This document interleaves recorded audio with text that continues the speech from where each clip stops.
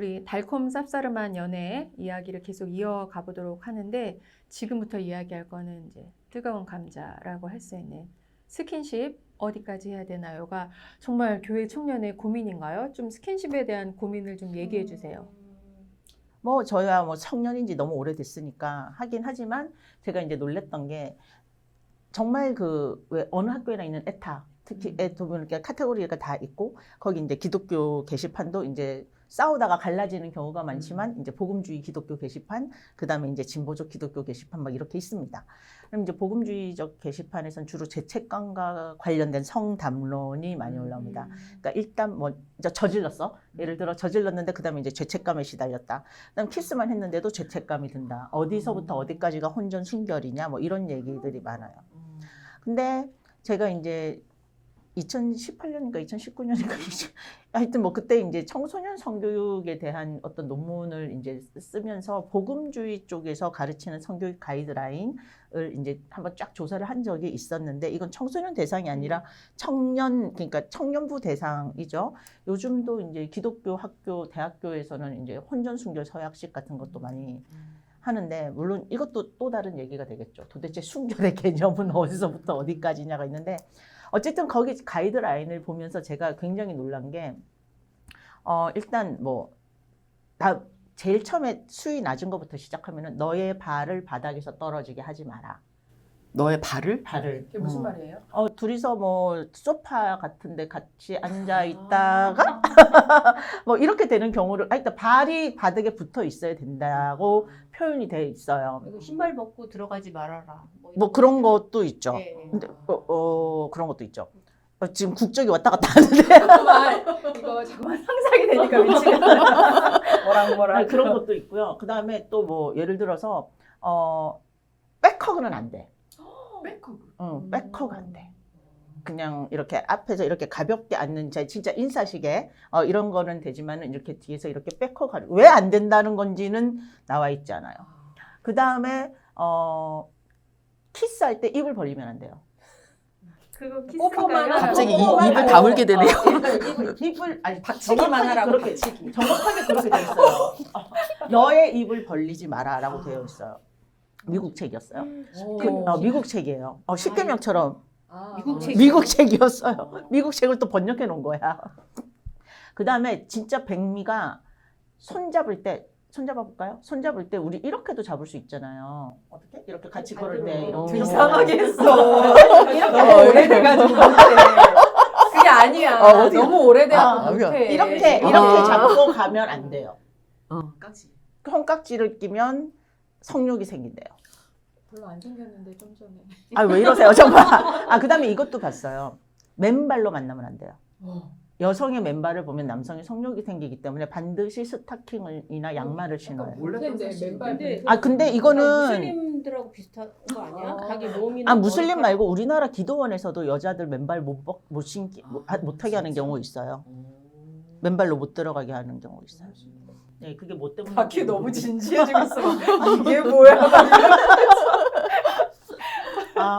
아니 왜 지금 무슨 시대를 살고 있는 거야? 근데 그게 최근 논문이라는 진짜 게 처음 들어. 최근 논문이라는 게 더 충격적인데, 근데 그거를 이렇게 굉장히 강조해요.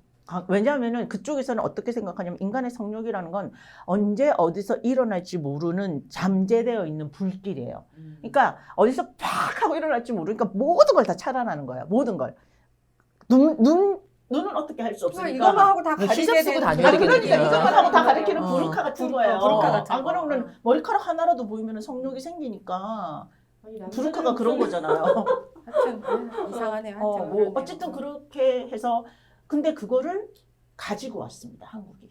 국가에서 청소년 성교육센터를 만들어서 학교에서는 전문가가 없으니까 이제 이런 걸 하면서 전국에 이제 쫙 깔아놨어요. 왜냐면은 고딩엄빠 아시죠? 청소년 임신 출산이 너무 많아지기 시작하고 있어요. 그래서 그것 때문에 만든 거예요. 그래서 실질적인 성교육 있잖아요. 뭐 콘돔이라든지 뭐 이런 것이 실제적인 피임법 이런 거를 이제 근본주의 그 보수적 개신교에서 이제 그 가이드라인을 가지고 와서 청소년 성교육 전문가를 양성하기 시작했어요. 그리고 전국 교회 왜냐면 캐파가 크잖아요. 그래서 전국 교회를 돌면서 그런 식으로 가르치고 있어요.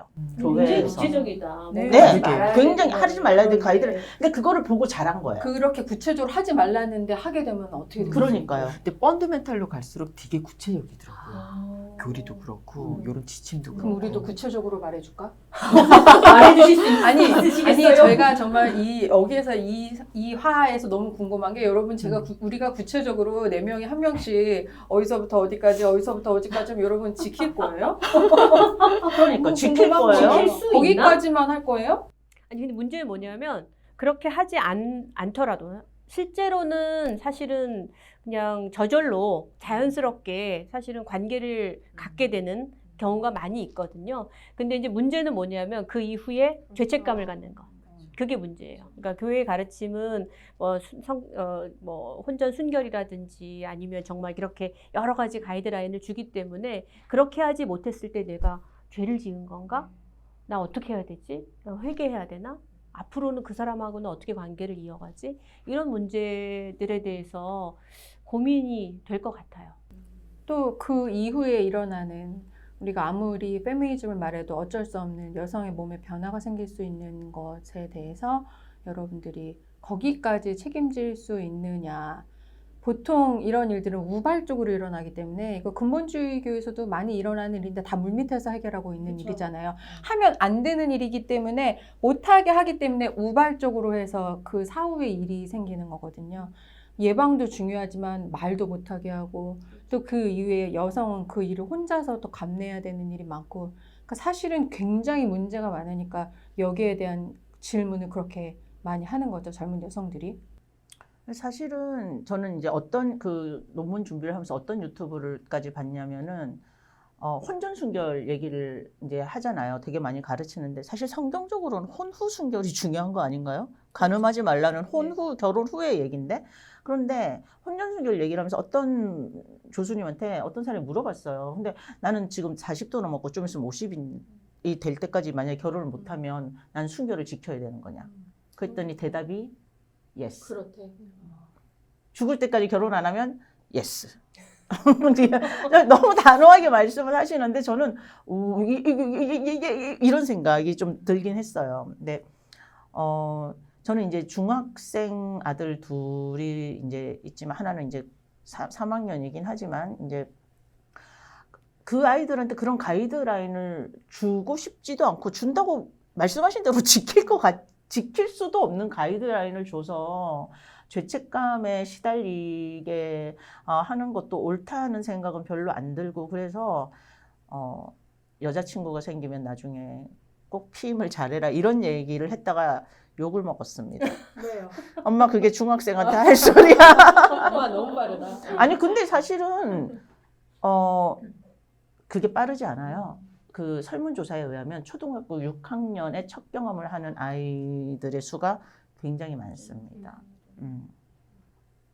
그래서 일단 뭐 학교에서 성교육을 시킨다고 하지만 성교육이라는 게 사실은 그냥 정말 교육에 지나지 않고 얼마나 효과가 있을지는 모르겠어요. 근데 일단은 어쨌든 부모로서 줄 수 있는 가이드라인은 너가 책임질 수 없는 일을 만들지 않도록 어떤 거는 생각하고 있어야 된다. 요 정도가 아닐까 저는 그렇게 생각을 하고 있고요. 저도 이제 대답을 대답이라기보다는 그러니까 저도 이제 이제 성인이 된 딸 그리고 갓 성인이 된 이제 두 딸을 키우고 이제 있는데요. 다 자랐어요. 왜냐면 내가 뭐 키운다라고 얘기할 수 없으니까.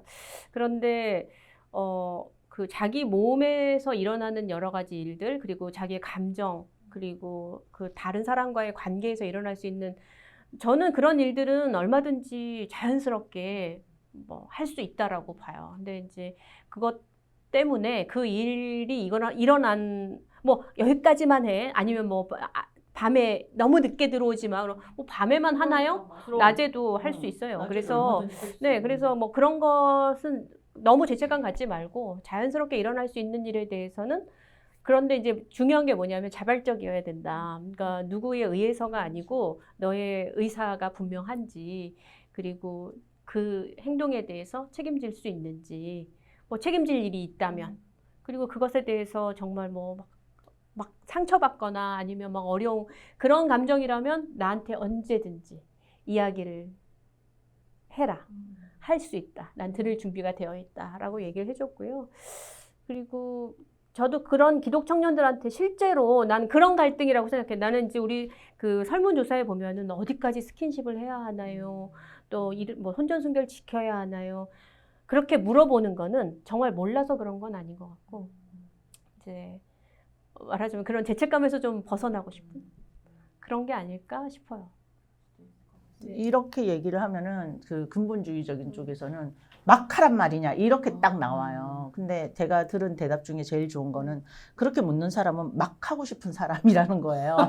이게 약간 비꼰 거죠. 그러니까 그런데 절대로 그런 얘기가 아니고 오히려 가장 어려운 얘기를 지금 한 거라고 생각해요. 다큐 은혜께서. 그래서 그런 부분에 대한 오해는 좀 없었으면 좋겠고요. 예.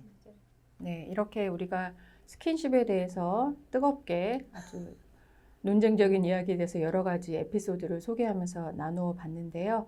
어쨌든 여러분이 한 선택에 대한 책임을 질 수 있는 거기까지만 본인이 원하는 선택을 최선의 선택을 하시라는 말씀을 드리면서 연애편은 마무리를 하고 싶고 여기에 대해서 저희들이 앞으로 곧 출간될 책에 교회를 사랑하고 싶은 너에게에서도 스킨십 부분이 있으니까 여러분들이 또 이 고민에 대한 이야기를 저희가 책에 좀 더 담아 볼게요. 여러분들이 기다려 주시면 또 책에도 많은 이야기가 있을 것이라고 생각했습니다. 뜨거운 감자 스킨십 이만 마치겠습니다. 여러분 기대해 주세요. 안녕.